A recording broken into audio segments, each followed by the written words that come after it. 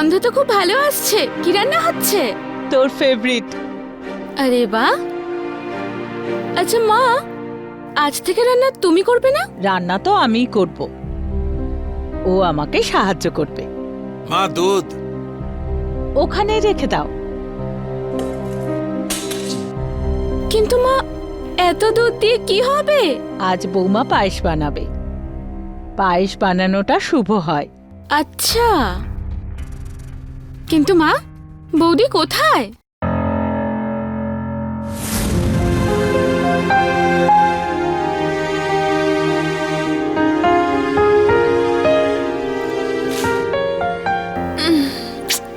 দেবী, তুমি দেখতে পাচ্ছ না যে আমি ঘুমোচ্ছি? নতুন বউ এতক্ষণ শুয়ে থাকলে লোকে কি বলবে? 10টা বেজে গেছে ম্যাডাম, উঠে পড়ো। কি গো তুমি 10টার সময় আমাকে ডেকে দিচ্ছ? শুধু 10টা? নিচে গিয়ে দেখো কেমন প্রস্তুতি হচ্ছে।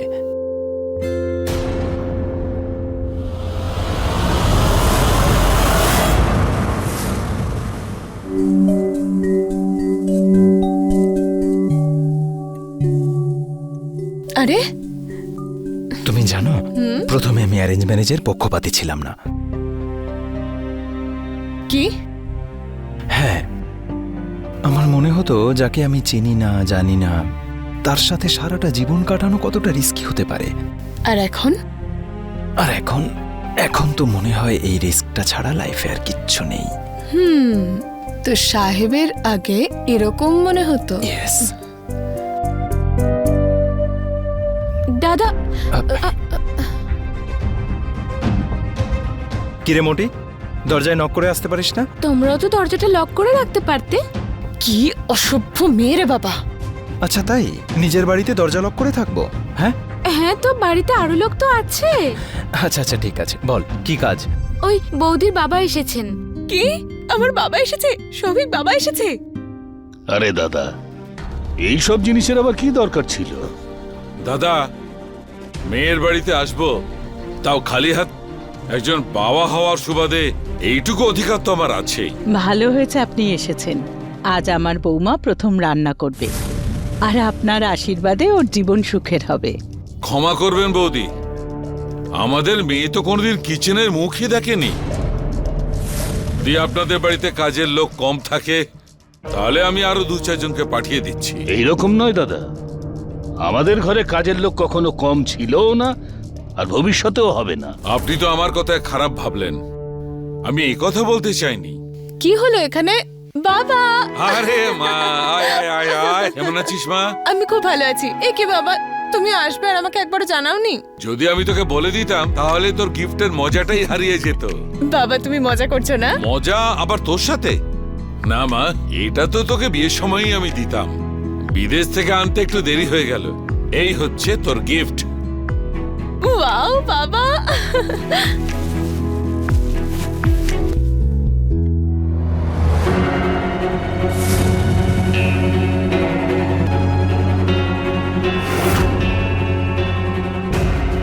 বাবা!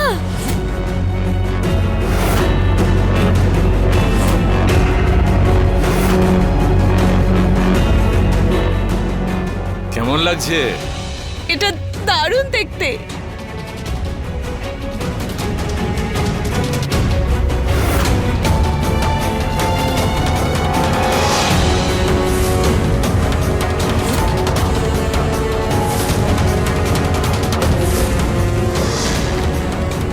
থ্যাংক ইউ বাবা।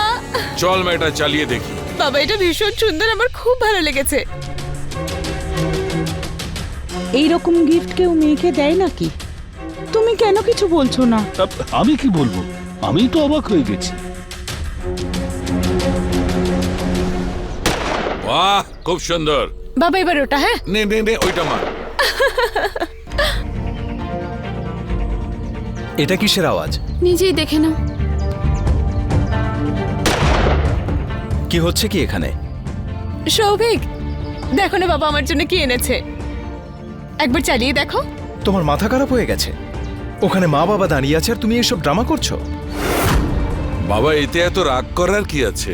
আমি রাগ করছি না বাবা। দেখো, আমি চেয়েছিলাম বাবার কাছে, তাই তো আমার জন্য নিয়ে এসেছে।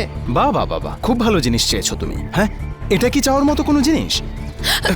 আর বাবা আপনিও, আপনার অন্তত এটা বোঝা উচিত কার কোন জিনিসটা পূরণ করতে হয় আর কোনটা নয়। সৌভিক, আমার বাবার সঙ্গে এইভাবে তুমি কথা বলতে পারো না। তা আমি কি এমন বলেছি তোমার বাবাকে? দেখো বাবা, আমি জানি যে তোমাদের পরিবারটা একটু অন্যরকম, কিন্তু আমার মেয়ে এইভাবেই ও কিন্তু মানুষ হয়েছে। এখন এই বিষয়টা মানিয়ে নিতে তোমাকেই পাল্টাতে হবে। কিন্তু বাবা, আমি তো এরকম পরিবেশে বড় হইনি, আমাদের পরিবারে এরকম পরিবেশ নয়। সৌভিক, অনেক হয়েছে। কেউ আমার বাবার সঙ্গে এরকম খারাপ ভাবে কথা বললে আমি কিন্তু মেনে নেব না, মনে রেখো। আরে ব্যাস ব্যাস ব্যাস, তোমরা ঝগড়া করা বন্ধ করো।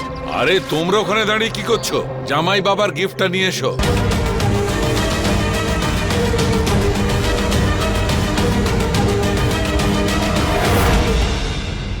বাবা, আমি বুঝতে পারছি না একটা কথা আমি আপনাকে কতবার বলবো। আরে আমি নিজেই আমার বাবার বিজনেসে জয়েন করি। আসলে কি বলুন তো, আমি নিজেই কিছু একটা করতে চাই। আমি যখন দিল্লিতে শুরু করেছিলাম তখনও আমি বাবার থেকে কোনো কিছু হেল্প চাইনি। তাহলে আপনি কিভাবে ভাবতে পারেন আমি আপনার বিজনেসে জয়েন করব? হাও?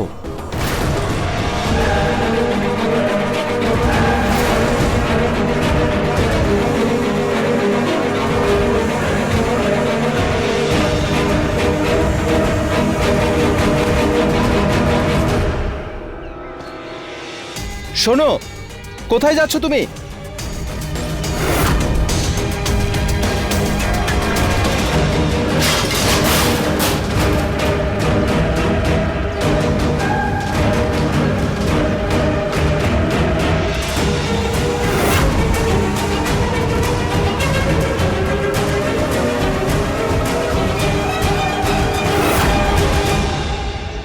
আসছি আমি।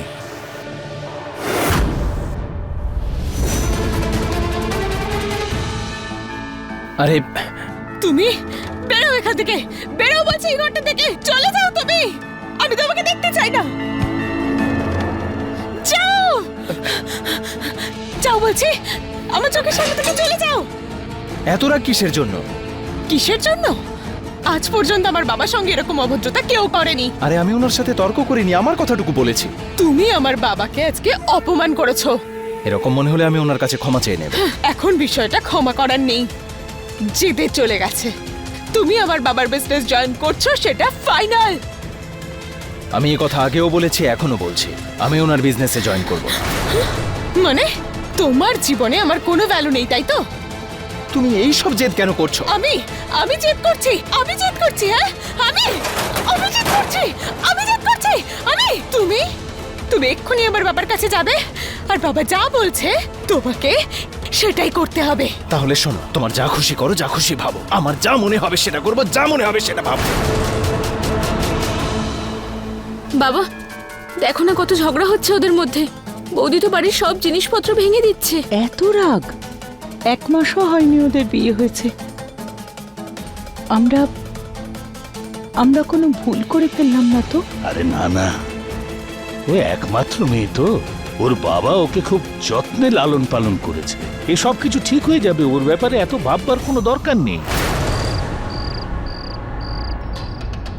বাবা, বৌমাকে ডাকো। বাবা কি বলছে শুনলি তো?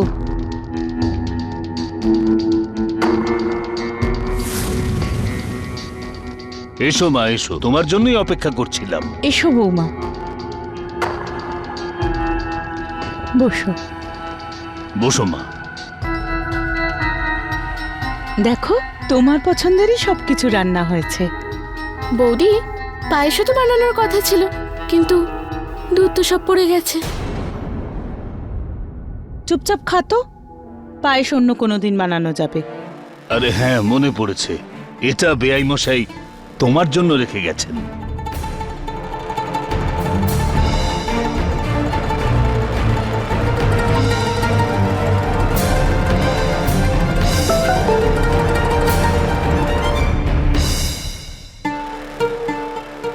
বাবা, আমি স্টার্টআপের জন্য যে প্রপোজাল দিয়েছিলাম তার উত্তর এসেছে। ওরা দেখা করতে চায়।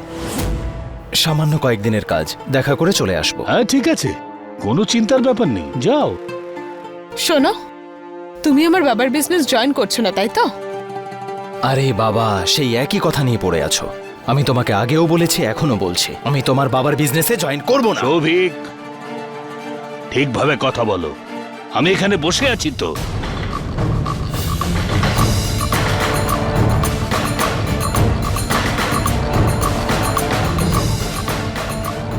বৌমা খাবারটা আরে খেয়ে মা! নাও।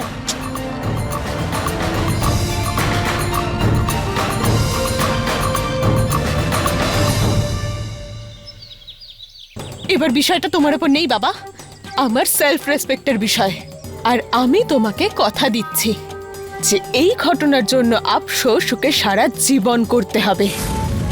হ্যাঁ বাবা।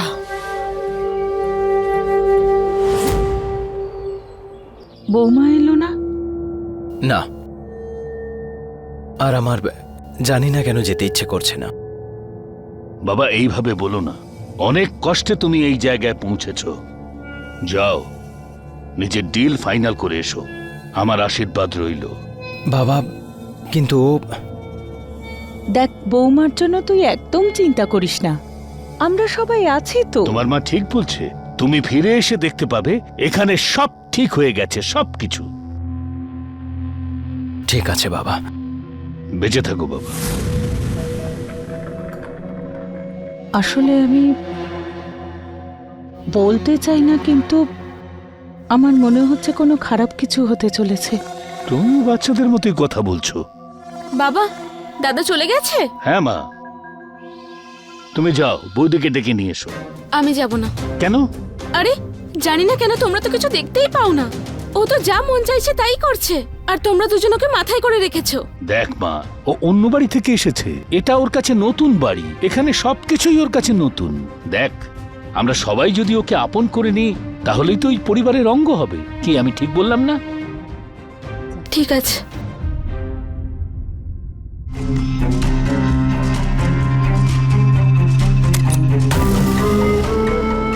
বৌদি, কি করছো? শেষবারের জন্য বলছি তোকে, আজকের পর আমার ঘরে নক না করে কখনো ঢুকবি না। বৌদি, তুমি আমার সাথে এইভাবে কথা আর বলবে না। আমি কিন্তু তোমার মাইনে দেওয়া কাজের লোক নই। আহ! আর আমারও ভালো লাগে না যে কেউ আমার সঙ্গে এইভাবে কথা বলুক। বৌদি, বৌদি চুলটা ছাড়ো, আমার লাগছে। আহ! ও তাই নাকি? তাহলে এই ব্যথাটাকে মনে রাখিস, আর আজকের পর আমার ঘরে পাও রাখবি না, বুঝেছিস? বৌদি, দাদা যেতে না যেতেই নিজের আসল রূপটা দেখিয়ে দিলে তো। ও চলে গেছে? হ্যাঁ, দাদা চলে গেছে, কিন্তু তুমি যদি নিজের রাগটা কমাও তবে তো জানতে পারবে।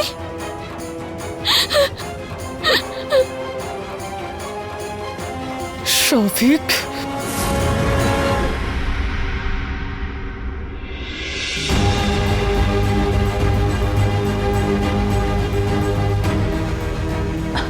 কি হয়েছে? কাঁদছিস কেন? কি হয়েছে মা?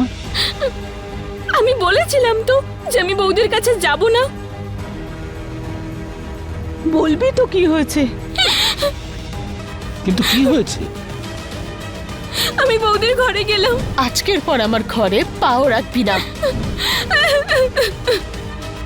বাবা, আমি বৌদির সাথে কখনো কথা বলবো না। এরকম বলতে নেই মা, এরকম বলতে নেই। আমি গিয়ে বৌমার সঙ্গে কথা বলছি। তুমি এটা একদম ঠিক কাজ করনি।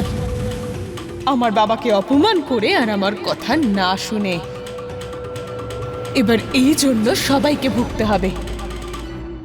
এই বাড়িতে যত কাজের লোক আছে না, সবাইকে ছুটি দিয়ে দাও। কেন? আমি বলছি যে পরিবেশটা তো দেখতে পাচ্ছ। আমি চাই যে বাড়ির লোকের কথা বাড়ির লোকের মধ্যে সীমাবদ্ধ থাকুক। কি তাই তো?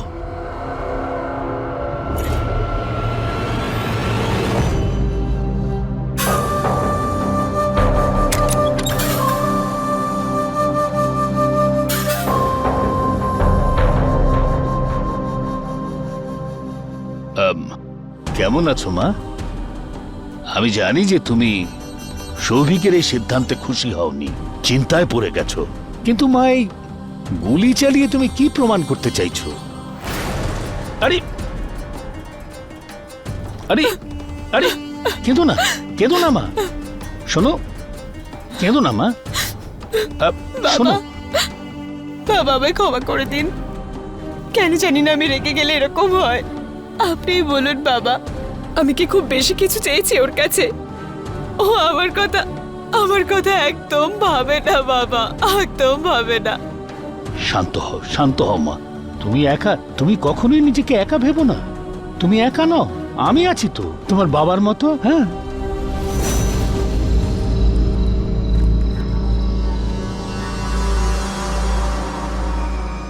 হ্যাঁ বাবা। এটা তুমি কি করছো মা? হ্যাঁ,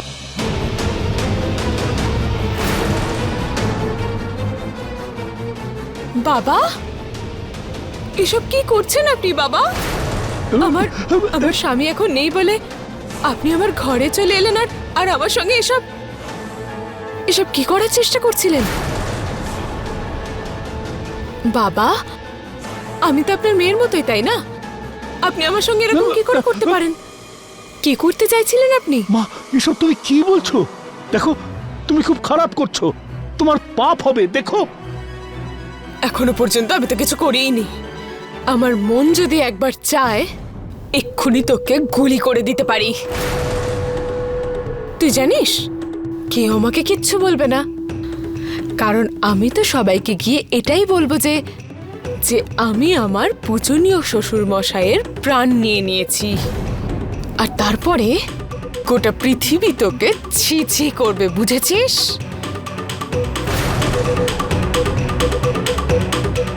এটা তুমি ঠিক করছো না মা। হ্যাঁ বুড়ো, আগামী 1 সেকেন্ডের মধ্যে যদি তুই এই ঘর থেকে বেরিয়ে না যাস, তাহলে আমি তোর এমন খারাপ অবস্থা করব যে অন্তিম সংস্কার করার জন্য কেউ লাশটাও চিনতে পারবে না। এবার বেরো এখান থেকে, বেরো।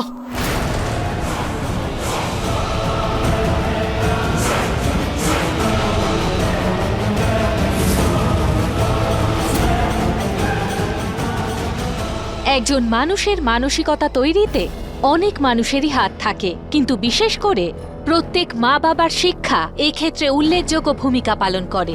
মা বাবা ভালোবাসার সঙ্গে সঙ্গে তাদের সন্তানকে সঠিক শিক্ষায় বড় করতে চান, কারণ ছোটবেলায় বাচ্চারা যে শিক্ষা পেয়ে থাকে সেটাই নির্ভর করে তাদের ভবিষ্যৎ বা তাদের ব্যক্তিত্ব কেমন হবে। প্রজ্ঞার মধ্যে তার বাবা বিজয় শর্মার ছোটবেলা থেকেই প্রভাব ছিল, যার পরিণাম আজকে ওর মানসিকতায় স্পষ্ট দেখা যাচ্ছিল।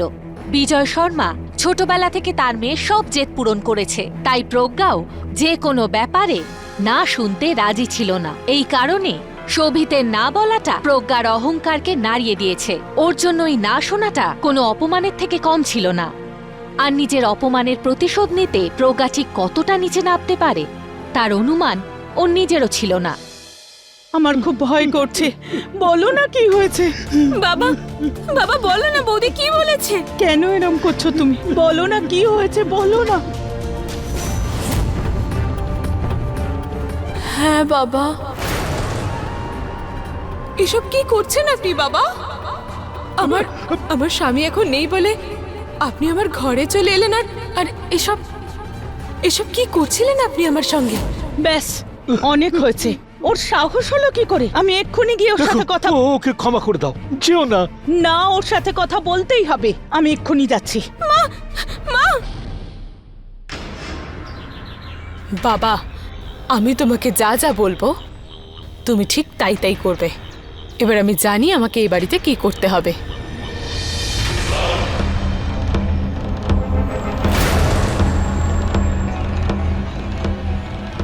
আরে মা, আপনি এখানে? আমি তো নিচেই যাচ্ছিলাম। তোমার লজ্জা করলো না? তুমি তোমার শ্বশুর মশাইয়ের সাথে এত নোংরা কাজ করলে কি করে? হ্যাঁ, ছি।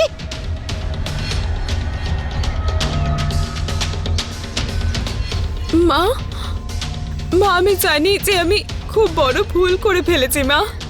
আপনি প্লিজ আমাকে ক্ষমা করে দিন মা। ক্ষমা করে দেওয়ার মতো কাজ তুমি করনি। তুমি খুব খারাপ কাজ করেছো। আর আমার ছেলে যদি জানতে পারে তাহলে ও খুব কষ্ট পাবে। মা প্লিজ আমাকে আপনি ক্ষমা করে দিন। আসলে ছোটবেলা থেকেই আমার ভীষণ রাগ হয়, আর রাগে আমি কি করে ফেলি আমি নিজেও বুঝতে পারি না। আমি অনেক কিছু বলতে থাকি, আমি অনেক কিছু করে ফেলি। মা মা, আমিও তো আপনার মেয়ের মতো, তাই না? আপনি আমায় ক্ষমা করবেন না? মা, মা প্লিজ আমাকে ক্ষমা করে দিন, আমাকে প্লিজ ক্ষমা করে দিন মা, আমাকে ক্ষমা করে দিন। আমি জানি আমি অনেক বড় ভুল করে ফেলেছি, আমায় ক্ষমা করে দিন, আমাকে ক্ষমা করে দিন।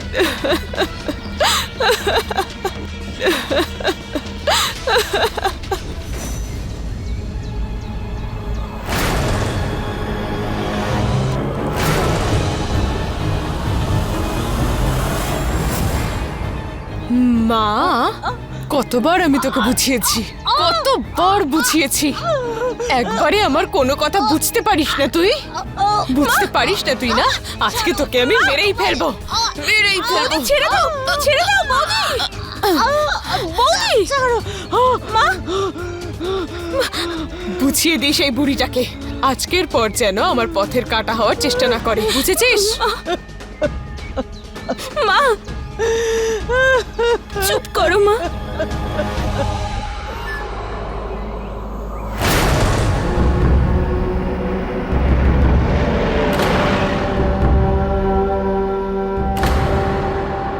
আরে ভানু, তুমি এখানে?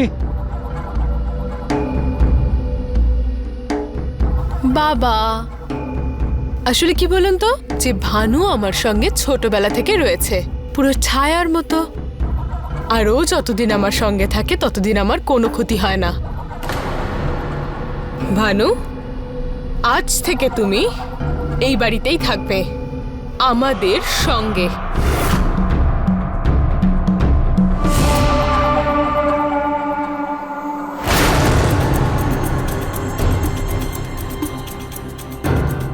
বাবা, তুমি কিছু করছো না কেন? ও দিন দিন কত খারাপ ব্যবহার দেখ করছে। মা, আমি যদি ওকে কিছু বলি তাহলে বাড়ির কথা বাইরে বেরিয়ে যাবে, আমার এতদিনকার সমস্ত সম্মান সব মাটিতে মিশে যাবে। ওদের সম্পর্কে আমাকে অনেকেই বলেছিল, কিন্তু আমি কারোর কথা শুনিনি।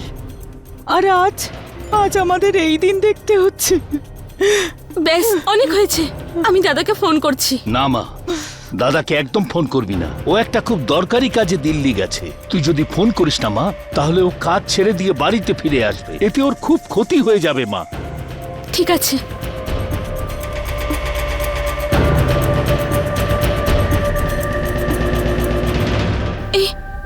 এই বাজে গন্ধটা কিসের?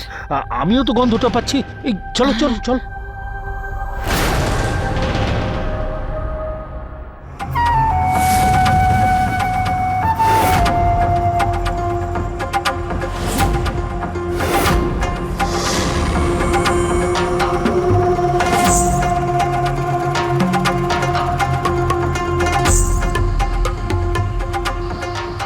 বৌমা, তুমি এটা কি করছো?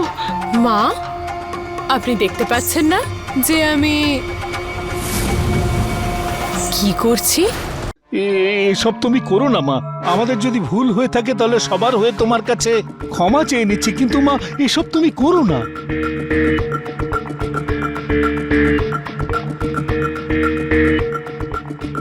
শৌভিক,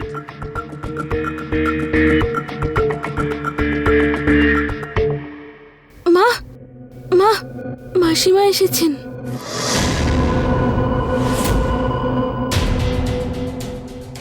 বৌমা, আমি তোমার কাছে হাত জোড় করছি, আমাদের সম্মান তোমার হাতে, এমন কিচ্ছু করো না।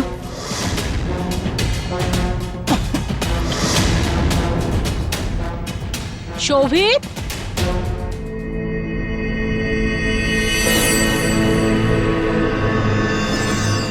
আরে দিদি, তুমি কেমন আছো?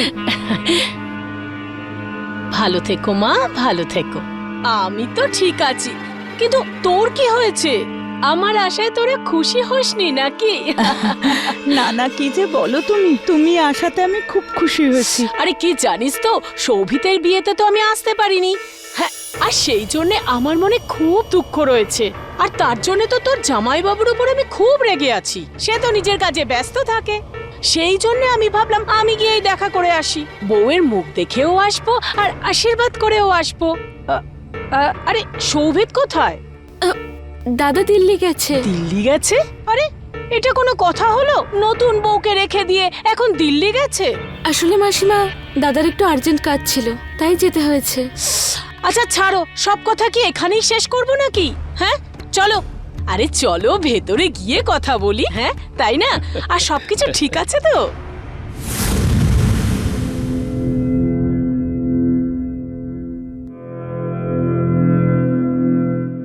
ও তো বৌমা এখানে বসে আছে। আরে বাহ! কিন্তু এ কে? ও বাবা, দিদি ছাড়ো না, অনেক দূর থেকে এসেছো, খাওয়া দাওয়া করে তুমি একটু বিশ্রাম নাও, চলো। আরে আমি কি এখানে বিশ্রাম নিতে এসেছি নাকি? আগে তো বৌমার মুখ দেখবো, তারপর বৌমার সাথে গল্প করব। আমি তো বৌমার জন্য কিছু নিয়ে এসেছি, আগে সেটা দেই। হ্যাঁ বৌমা, দেখো মা, এটা তোমার জন্য, নাও।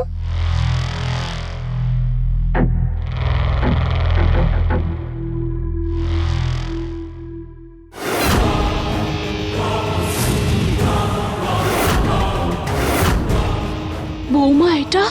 হ্যাঁ বুড়ি, ওঠ এখান থেকে। শুনতে পাচ্ছিস না? ওঠ বলছি এখান থেকে। বৌমা এসব এসব কি? হ্যাঁ হ্যাঁ, আরে এটা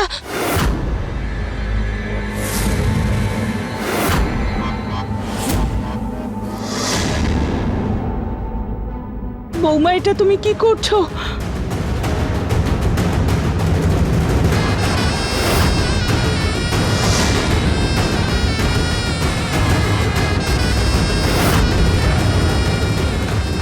আরে আরে এসব তুমি কি করছো? কি করছো বৌমা? বৌমা কি করছো তুমি? না না না, এসব করো না। বৌমা, এটা তুমি কি করছো? আরে আরে এসব কি হচ্ছে কি? আমি কি করছি? এ তো আপনারা সবাই মিলে করছেন। আমরা করছি? আমার বাবার পণে সামান্য খামতি ছিল বলে আপনারা আমায় জ্যান্ত পুড়িয়ে মারতে চাইছেন?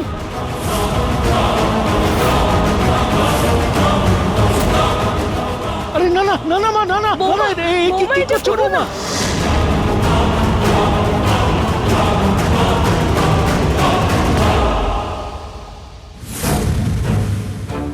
আমি হাত করছো জোড় বৌমা? করছি, কি করছো এসব? তোমার এইসব করার প্রয়োজন নেই। এ কি মা, এসব তো আপনারাই করাচ্ছেন তাই না? আপনারাই তো আমাকে বাধ্য করছেন। আরে না না মা, সবারও তো না, জানা না। উচিত তাই না, যে আসলে এই বাড়িতে কি হচ্ছে। দেখো মা, দেখো মা, বৌমা বৌমা তুমি যা বলবে আমরা তাই করবো। আগুনটা নেভাও মা, আগুনটা নেভাও। নেভাও, নিভিয়ে সব- ফেলো।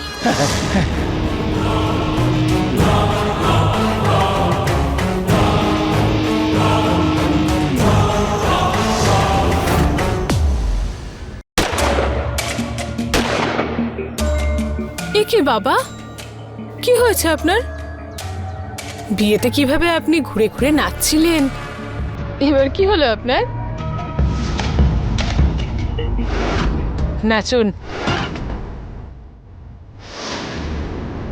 শুনতে পাননি আপনি? নাচুন বলছি। তোমরাও সবাই নাচো।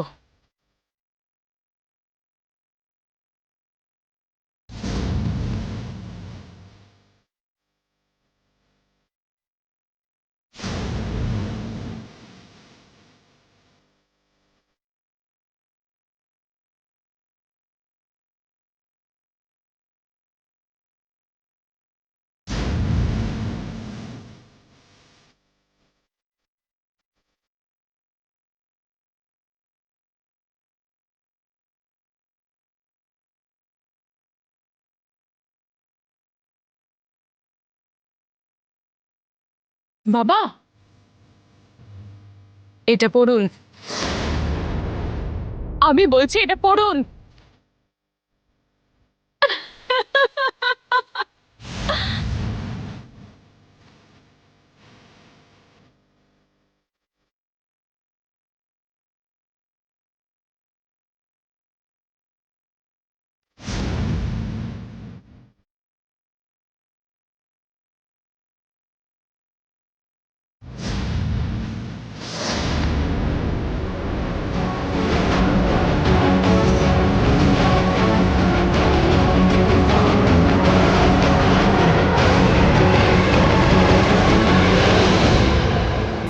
আপনাদের কি মনে হয়েছিল যে আমি নিজেকে সত্যি পুড়িয়ে মারতাম? সত্যি?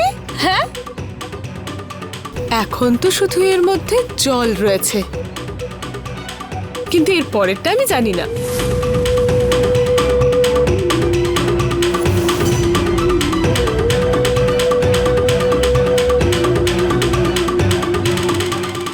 আরে এত অসম্মানিত হওয়ার থেকে তো ভালো ছিল যদি এই বাড়িতেই আমি না আসতাম। আজকের পর তো এই বাড়িতে আমি আর কখনো আসবো না। অনেক অসম্মানিত হয়েছি, চললাম আমি। মাসিমা, আমাদের দেশ শিক্ষা এবং সংস্কৃতির দেশ।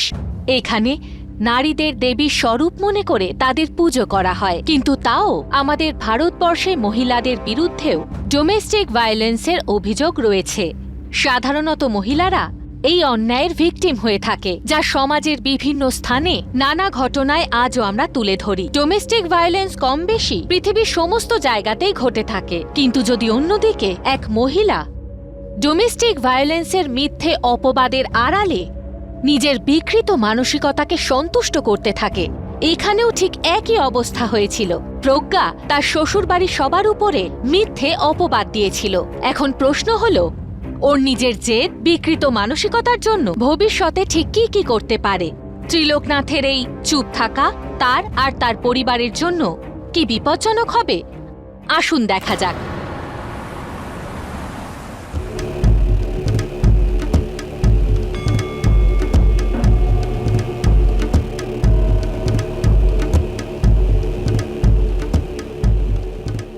হ্যাঁ বুড়ো, তোকে কে বসতে বলেছে?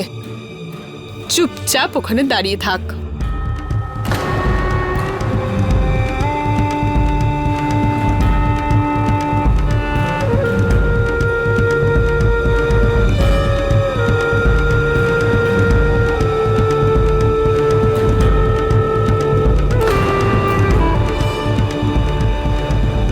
এসব কি? নুন কোথায় এখানে? আমি এক্ষুনি দিচ্ছি। আরে, আমি থাকতে আপনি কেন কাজ করবেন? আপনি এইখানে আরাম করে বসুন। আজ তো আপনাকে আমার হাতের রান্না খেতে হবে। হ্যাঁ, আমার শাশুড়ি মাকে তার মিষ্টি বৌমার হাতে আজকে খেতে হবে।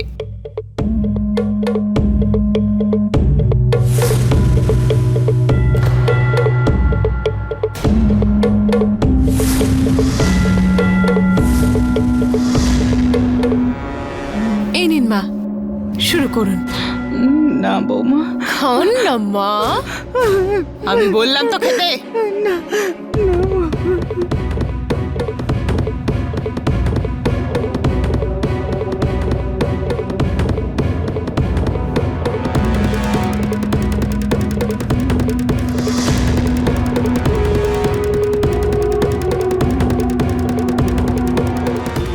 আর একটু খান না মা। না বৌমা, মা, আজকে তো আপনাকে খেতেই হবে। হ্যাঁ, বৌমার হাতে খেতেই হবে। খান খান বলছি, আপনি খান।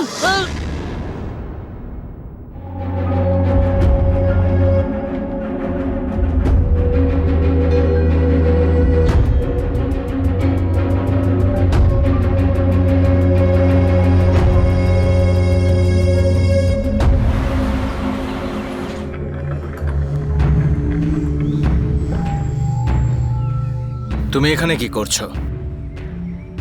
বাবা, কি হয়েছে বাবা? পুলিশ বাড়িতে কেন? বাবা, আরে তোমরা কিছু বলছো না কেন? ত্রিলোক বাবু, আপনি শহরের গণ্যমান্য লোকেদের মধ্যে একজন। আপনাদের সম্বন্ধে যদি অভিযোগ আসে তাহলে... এক মিনিট, কিসের অপরাধ? এটা আপনার স্ত্রীর উপর গার্হস্থ্য হিংসা করবার আগে ভাবা উচিত ছিল। এটা তো ভালো হয়েছে যে উনি ওনার অভিযোগটা ফিরিয়ে নিয়েছেন, না হলে আপনার পুরো পরিবার এই সময় জেলে থাকতো, আর আপনিও। ইন্সপেক্টর, একটু ভেবেচিন্তে বলুন। এখন তো শুধু ওয়ার্নিং দিয়ে যাচ্ছি, পরের বার কথা এখানে নয়, সোজা থানায় হবে।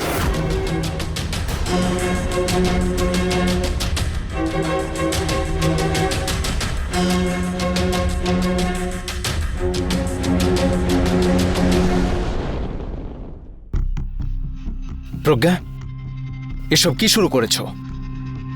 কি নাটক করছো তুমি? আরে এ কি, তুমি ফিরে এসেছো? আমি তোমাকে কিছু জিজ্ঞেস করছি, তোমার সাহস কি করে হলো বাড়িতে পুলিশ ডাকা? গলা নামিয়ে কথা বলো। এখনো পর্যন্ত আমি তো কিছু করিনি, তাতেই তোমার পরিবারের এই অবস্থা। একবার ভাবো, যদি আমি কিছু করি তাহলে তো ওনারা কাউকে মুখ দেখাতেই পারবে না, তাই না? আরে তুমি কি চাইছোটা কি তুমি? শোভিক, এখন অনেক দেরি হয়ে গেছে, আর সত্যি কথা বলতে যেটা আমি চাই সেটা আমি আদায় করেই ছাড়ি। করো, যা করতে ইচ্ছা হয় করো।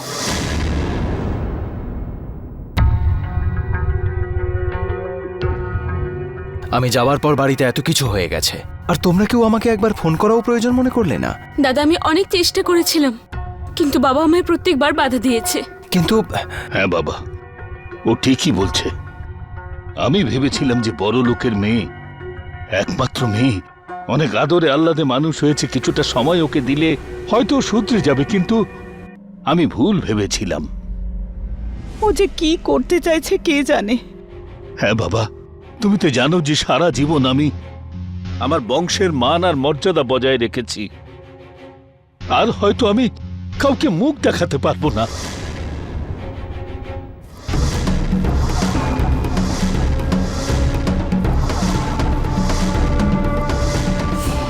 আমার মনে হচ্ছে যে এই দিনটা আসবার আগে আমার মৃত্যু কেন হলো না। বাবা, বাবা, তুমি এরকম বলো না। দেখো, আমি শ্বশুর মশাইয়ের সাথে কথা বলছি, ওনাকে বলছি ওকে এখান থেকে নিয়ে যেতে। হ্যাঁ, কিন্তু তুমি কেঁদো না। দেখো, আমি আছি তো। আমি বেআই মশাইকে ফোন করেছিলাম। বৌদির বাবা তো উল্টে আমাদের এটা বলল যে যদি বৌদির কিছু হয় তাহলে তাহলে উনি আমাদের পুরো পরিবারকে শেষ করে দেবে। হ্যাঁ বাবা, আমিও পুলিশ ইন্সপেক্টরকে বলেছিলাম, কিন্তু উনি আমার কোনো কথা শুনলেন না। উল্টে বললেন যে বাবা, প্রমাণ ছাড়া তো আমরা কিছুই করতে পারবো না। কিন্তু বাবা, এইভাবে আমরা নিশ্চিন্তে বসেও থাকতে পারবো না। আমি এবার সিদ্ধান্ত নিয়েছি, ওকে ওর পাপের শাস্তি আমি দিয়েই ছাড়বো। চলো গিয়ে ওখানে সব কথা বলি আমরা। একে শ্বশুর মশাই, আপনি এখনো এখানে? আমি তো ভেবেছিলাম আপনি এত কিছু সহ্য করার পর আপনি হয়তো। যতক্ষণ পর্যন্ত এই পরিবার আমার সঙ্গে রয়েছে ততক্ষণ আমি ভেঙে পড়বার লোক নই। এই বুড়ো, ভাঙবে তবু মচকাবে না, তাই না? কিন্তু আপনি জানেন বাবা, আমার না কিচ্ছু যায় আসে না, কিচ্ছু না। হ্যাঁ ভানু, আমি না ভীষণ বোর হচ্ছি, তুমি একটু আমার ফেভারিট গানটা একটু চালাও তো। আমার প্রিয় শ্বশুর মশাই তো জানেন যে আপনাকে কি করতে হবে। নিন, শুরু করে দিন। তোমরা সবাই নাচতে শুরু করো। বোন, প্রজ্ঞা, আমি যতদিন ছিলাম না তুমি আমার পরিবারের সাথে খারাপ ব্যবহার করেছো, আর আমি যখন এসে গেছি তোমার কথা আর চলবে না। শোভিক, শোনো না, খুব ভালো করেছো তুমি চলে এসেছো। এবার ওনাদের নাচের সঙ্গে সঙ্গে আমি আজকে তোমার নাচও দেখতে পারবো। চলো, তুমিও শুরু করে দাও। বৌমা, বৌমা, বন্দুকটা রেখে দাও। আমরা তো করছি, তুমি যেরকমটা চেয়েছিলে, যা যা চেয়েছিলে আমরা সবাই সেটা করছি। ব্যাস, বন্দুকটা রেখে দাও। আরে, তুমি এখানে দাঁড়িয়ে কি করছো? চলো নাচতে শুরু করো।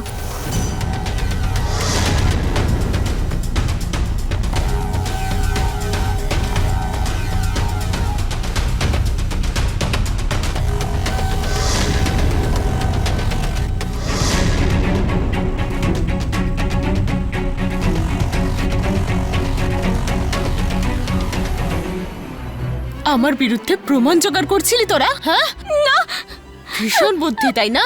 হ্যাঁ, ভিডিও করে পুলিশকে দেখাতে চেয়েছিলি? না বৌদি, না, আমার ভুল হয়ে গেছে বৌদি। প্রমাণ জোগাড় করা হচ্ছে। প্রজ্ঞা, শোভিক,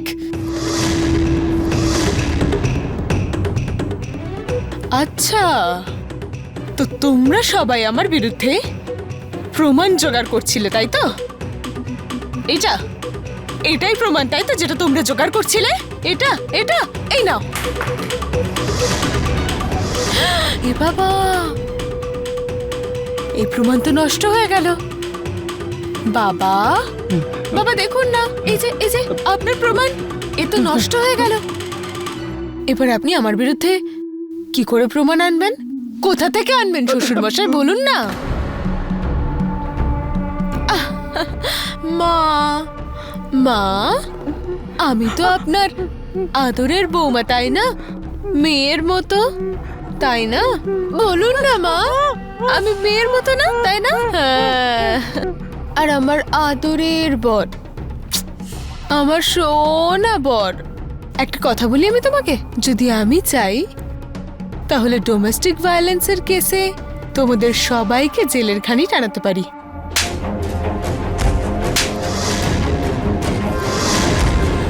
শোভিক, শোভিক, ভাই, দাঁড়াও, দাঁড়াও বলছি। নয়তো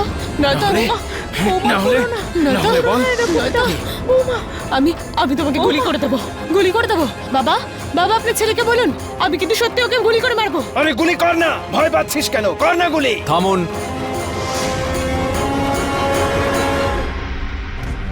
স্যার, আপনারা এখানে, আমি তো কোনো কমপ্লেন করিনি। যথেষ্ট হয়েছে প্রজ্ঞা দেবী, আপনার সমস্ত খেলা ধরা পড়ে গেছে। Thank you so much sir, আপনি আমার কথা বিশ্বাস করেছেন আর সময় মতো এসেছেন। এক মিনিট।